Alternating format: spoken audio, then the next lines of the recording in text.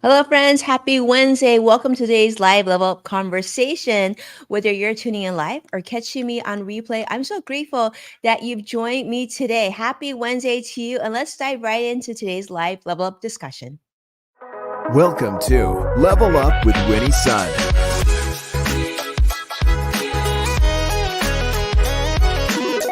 Market update.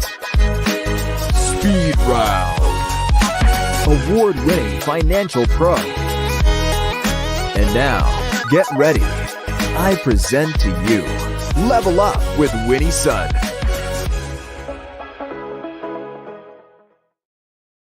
Hi, friends. I'm Winnie-san, your host, an award-winning financial pro, a Forbes contributor, and a CNBC council member.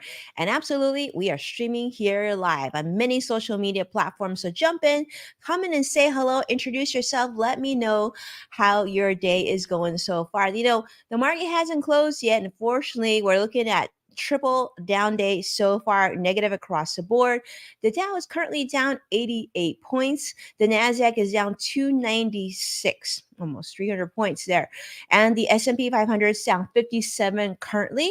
What we'll do is we'll circle back before the end of the show and I'll update you again before the day is over, or before the show is over, so that way you can get a sense of where the market's doing today.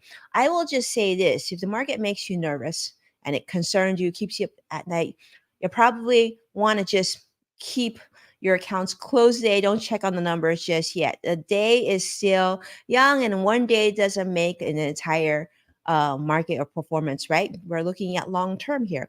Want to say a big welcome, of course, to Joshua. I see CrossX Fighter joining on YouTube Live. Thank you so much for joining us. I see many of you on LinkedIn and Facebook. Thanks so much for being here. Do come in and say hello real quick and let us know how your day is going.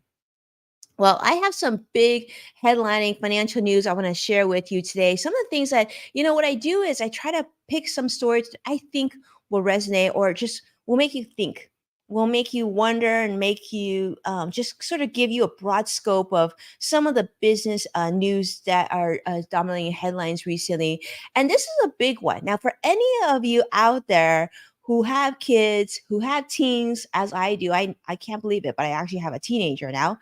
14 years old. This is a story that I think you're going to want to hear. Does social media need to come with a new safety warning? That's a question I like to ask you. And I think the answer is now maybe. And the reason is because CNBC shared a story this week that Meta is currently being sued, get this, by 42 different states attorney generals, which is they're alleging that Instagram, Facebook, that a lot of the features that they have built in these programs, these social media programs, are addictive and specifically targeting young people, kids, your kids, my kids. In fact, a bipartisan group now of 42 attorney generals are now suing and saying that these features purposely keep your kids on their screens. The lawsuit is demonstrating sort of a broad bipartisan interest in protecting children and teens online. And, sometimes you think about these storage and you think, well, maybe it's, government overreaching, right? And in fact, businesses have a right to do what they do, and they know the guidelines that they need to abide by, like not showing certain types of content depending on the age of the user. But it goes far more than that. Now, I think if I didn't have kids, I might have not thought about this quite as much. But as a parent of three kids, and especially now one that's in high school, the amount of time that my son spends scrolling stories of Instagram is honestly kind of, kind of makes me pause, kind of makes me think about this. So they're saying that Meta has designed Facebook and Instagram products specifically to keep young users on them for longer and repeatedly coming back, the attorney general alleges. And this kind of makes sense, right? Because obviously, a big part of how social media earns their revenue is via advertising. And advertisers will pay if they know they're getting eyeball to their brand and their messaging. So these attorney generals from 33 states are filing a federal suit against Meta in the, as you know, in the Northern California District of California. While nine additional attorney generals are also filing in their own states as well. So this lawsuit is once again demonstrating sort of that two parties, bipartisan support, saying that we need to get out there, protect the kids. And they're saying that Meta is violating the Children's Online Privacy Protection Act, or COPA, because they're collecting personal data on these users, even under 13 years old, without parental consent. Now, on the flip side, Meta is saying like they've created, Meta spokesperson Andy Stone has said, well, but that being said, we as a company have introduced over 30 tools to support teens and their families. But the Biden administration is making a big stance here, and they're saying that they want to discuss the priority of protecting kids' safety and also their mental health online. And he talked about this in his State of the Union address as well. So I'm curious to see how you feel about this. I think this is a topic that is very interesting. It sort of says two things. Number one, you can look at it from a family parent perspective, and you say, yeah, these brands are creating specific tools to keep my teen or child on for too long. That's not a good thing. On the flip side, you could say, well, what is Facebook and Instagram providing for my child and teen that keeps them on there? Maybe it's information, maybe it's stories, maybe it's music, maybe it's a whole different thing. It's a cultural thing, it's a communication thing. So, what does that mean? Does that mean in order to have maybe less addictive features and whatnot, maybe that means that we as parents, as users, will have to pay for social media. Certainly looks like we're going in that direction. The question is, how do you feel about that? How do you feel about, are you willing to have your teen or child have these tools to keep them on it longer, right? Or would you feel comfortable paying to avoid some of this as well? That way, the social media companies can stay in business if you see a positive in that platform as well. I don't know the answer, but I have the question. And I'd like to hear what you have to say about that. So definitely share your comments below. Let me know your thoughts. And if you think about this later on, share on social media, tag me, and let me know your thoughts about this. I do think this is a story that's continuing to evolve. We've seen that already. We've seen that certainly X, which is formerly Twitter, already making a really big stance that, well, users are going to have to pay. And this is one way that they're saying they're going to deal with bots and other things, and because advertisers might not be there if these tools don't exist. I don't know the answer, but I have the questions for you there. All right, so next story, and this is a big one. I was thinking this was a really interesting one. Now, if you haven't been to San Francisco lately, I haven't been there in a bit. Let's just say that San Francisco not only has like, ride sharing programs like Uber and Lyft and right now, but being at San Francisco, Silicon Valley, they're really in that tech hub mentality. They really embrace new technologies. And one thing that was unique that we talked about on this show just, I don't know, a couple months ago, was that there are now driverless taxi services in San Francisco where literally you can jump in a car, there won't be a driver. You'll pop in your destination and the car will take you. Like it's auto driving technology. Well, one of the companies, a big one, is called Cruise. Cruise, you probably recognize it. Really beautiful, cute little logo. It's orange. Well, anyway, their driverless taxi service in San Francisco, let's just say, is having a bad week. And why is that? Well, they just got their keys taken away by the DMV in California. That's right.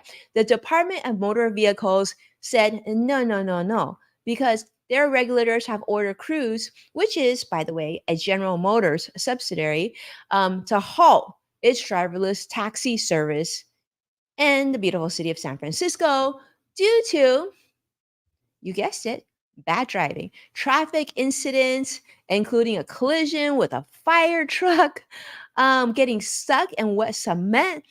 I think, we can agree that they probably need a little bit more tweaking on their software or something. But basically, the decision follows after 3 months for Cruise, which have been really rocky.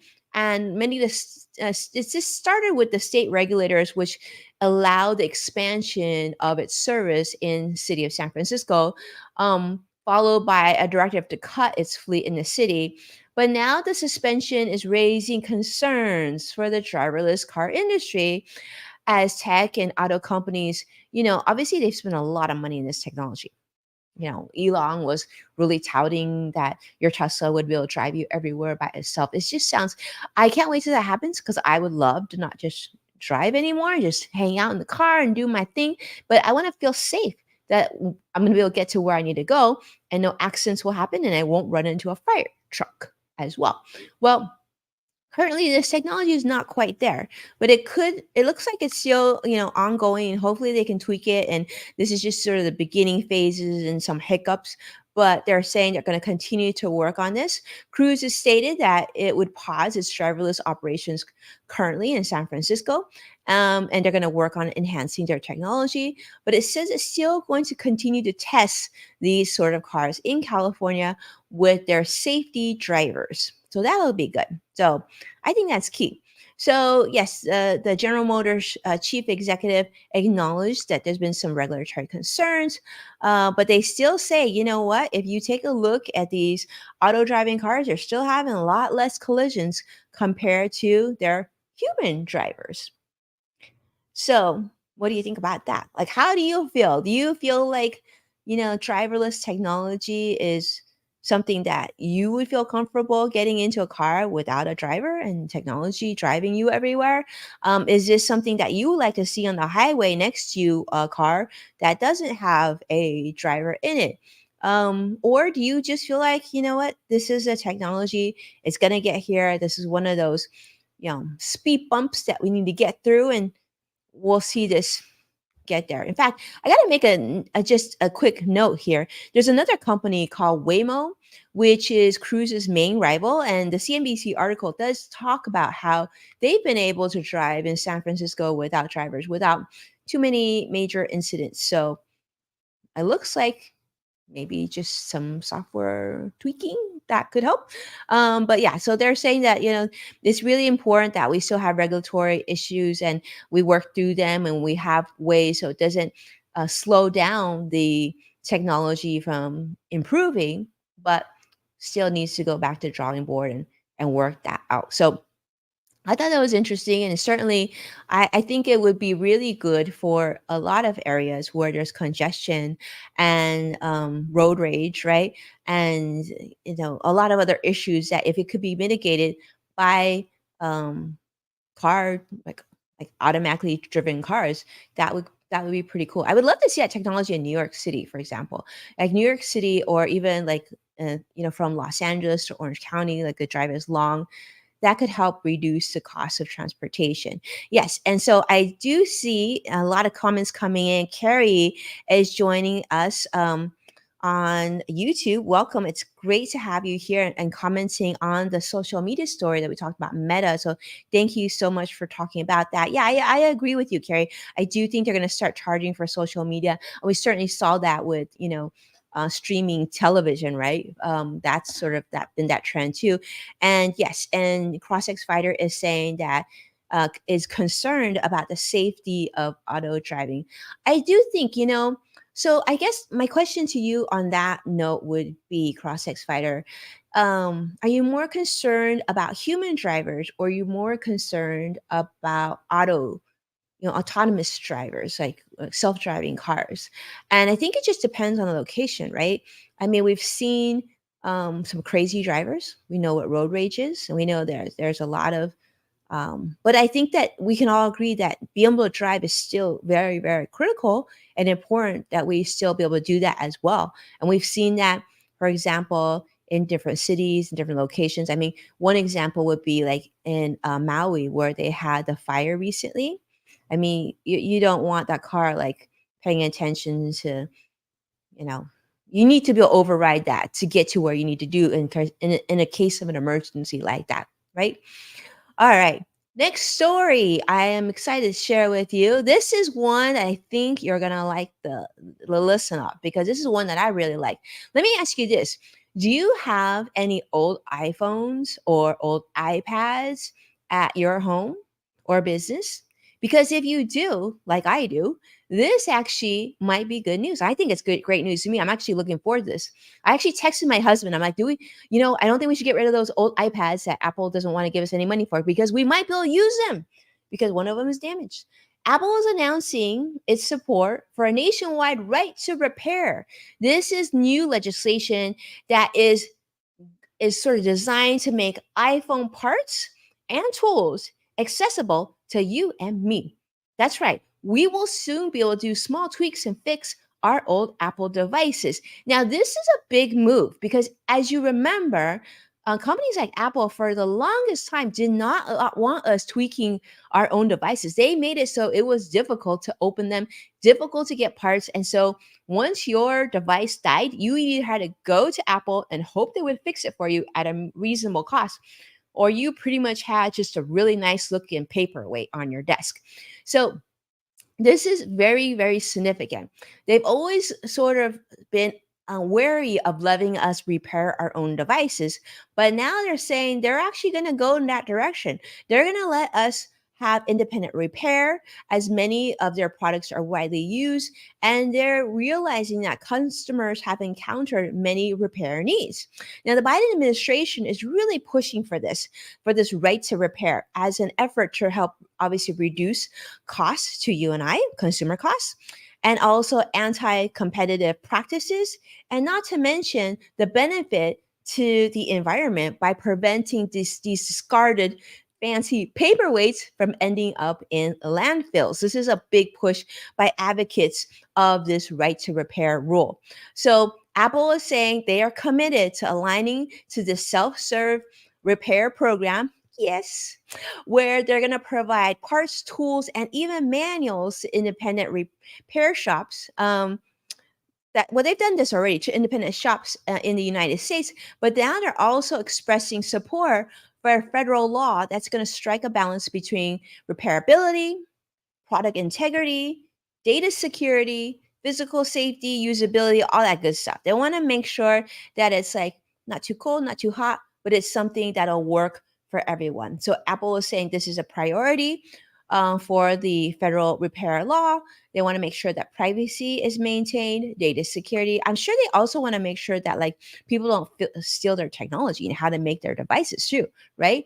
But they're what the government wants to do is create a national standard that's going to benefit consumers like you and I, and it helps reduce the confusion from conflicting state approaches as well. So I don't know how you feel about that, but I kind of love that. I see Vicky joining us on Facebook Live. It is wonderful to see you. I've missed having you on the show, so thanks so much for jumping in and saying hello. And CrossX Fighter is practically both of them. Okay, cool. So I think that we're talking about the self-driving technology there too. All right, so I want to share with you like a little bit more because this is sort of like a continuation of a story that we talked about just a few months ago. And I think it's just a fun one to give you closure because we talked about it before. Remember, we talked about Taco Tuesday and how Taco Tuesday was like someone had the rights to the term Taco Tuesday.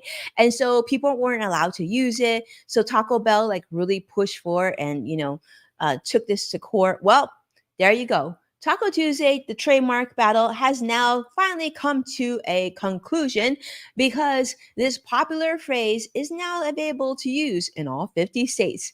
Now, this development is significant because many restaurants want to promote their Taco Tuesday, and they weren't allowed to because they were going to be threatened with a cease and desist letter. But Taco Bell made the announcement on, of course, a Tuesday, no surprise there, revealing that Gregory's Restaurant and Bar in in New Jersey, I think, New Jersey, which owned the trademark for Taco Tuesday, has given up its trademark registration. And so now, um, you know, also, Wyoming based Taco John's previously had relinquished its trademark in 49 states in July, which now led to, of course, Taco Bell's legal actions. And Taco Bell was saying that these trademarks were really unfairly restricted because the use of Taco Tuesday nationwide should be something that is accessible for anybody that wants to sell, eat, and celebrate tacos. Business news, never a boring thing. And you thought business news was boring, and you thought financial news like really didn't have any value, but now you know this does. But not only that, it's actually very entertaining. I'm hoping it's entertaining as well. But hopefully, it makes you think and think about how businesses are run, how money is made, and where these decisions are and why they're important. And they're not just political decisions, but are also very, very much financial decisions, and how this relates to you and I, and the way that we manage our own personal finances and our households, of course. Now, speaking of which, the show is over, but I wanted to do a quick invite to you because we're going to be jumping on Twitter. That's right. I'm still calling it Twitter, but you can call it X if you want. But we're going to jump on Twitter because we have a special tweet chat coming up in just 10 minutes here. It's called Hot Proof Your Money. It's actually one of our favorite tweet chats of the year. This is where we give you tips for overcoming your money monsters and frightening finances. All those scary, scary financial things. We're going to be talking about this is actually one of our most popular, most attended tweet chats of the year, right? So this it's going to start in like 10 minutes. So if you can spare 15 minutes, 30 minutes, an hour, it does go for an hour. Come on Twitter, follow and search for the hashtag Winnie Sun. Super easy. Jump right in. I'm going to be there. We're going to have two legendary experts come in, Michelle Black and Jessica Diggler. Jessica is from CNBC, both good friends of mine, both amazing human beings who are out there and coming to share because they want to help you. They want to help you get your financial questions answered, give you some tips and tricks and their best. I'm going to be there too. I'm going to share some of my best tips as well to not only get you through the end of the year, but get you through the future, your financial future, because we want you to reach financial independence, right? Friends don't let friends not reach financial independence. And so that's what we want to do. That's the goal. Join us today. If you've never joined a tweet chat, you're going to love it. It's everyone's really nice, really warm. And you don't even have to tweet if you don't want to. You can just kind of like spy and hang on the back. That's fine. But once you get comfortable, come in and engage. Some of the nicest people on social media, on Twitter for sure, are on our tweet chat. So I would like to formally welcome you and invite you to our tweet chat. All right. Let's look at the market. Currently, the Dow is currently down 136 points. NASDAQ is down, sadly, down more, down 326 points now. And the S&P 500 is down 65, which is even more reason why you need to join us because we're going to have a lot of fun. And you know, we'll turn that mood the other direction. And with that, thank you so much. I'm truly grateful for you being here and being an amazing audience and supporting our show and being part of the Level Up community. If you found this video of value, please remember to smash that like button and hit subscribe to keep up with the latest updates. And of course, you can find full episodes of Level Up with Winnie Sun when you tune in on NASDAQ, Amazon Fire, Samsung, LG, Roku, and many other streaming platforms. And if you share this show, like many do, thank you so much, Carla, for doing that. Thank you so much, Carla, for sharing this show. Thank you so much for Joshua. Thank you so much for sharing this show. If you share the show, tag at Winnie Sun so I can also thank you on our future episodes. With that, I'll see you very, very soon. I'll see you again this week. Take care. See you on Twitter. Bye-bye.